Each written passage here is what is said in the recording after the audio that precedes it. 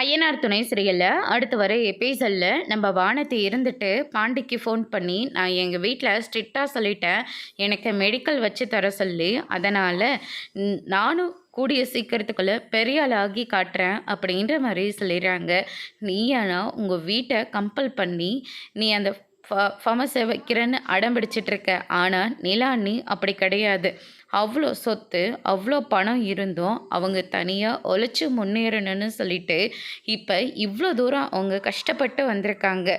ஆனால் நீ என்னடனா உங்கள் வீடே வாடகை வீடு தான். உங்கள் அப்பாவும் ரொம்பவே கஷ்டப்பட்டு அந்த ஆட்டோவை ஓட்டிக்கிட்டு இருக்காங்க.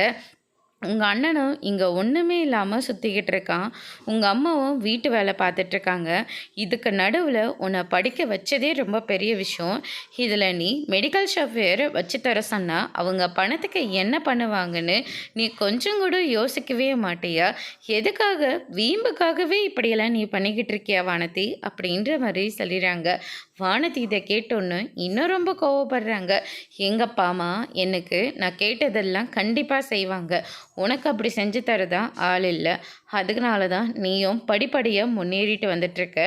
அதே மாதிரி உங்கள் அண்ணியும் அப்படி தான் பணம் இருந்தும் அதை வச்சு வாழ தெரியாமல் இங்கே கஷ்டப்பட்டுட்ருக்காங்க அப்படின்ற மாதிரி நக்கலை பேசிக்கிட்டு இருக்காங்க.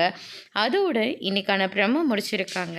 இனி ஐயனார் துணை சீரியலில் நம்ம வானத்தை கேட்ட மாதிரி அவங்க அப்பா அம்மா மெடிக்கல் ஷாப் வச்சு தரப்போகிறாங்களா இல்லையன்றதை வரப்போகிற எபிசோடில் பார்க்கலாம். தேங்க்யூ.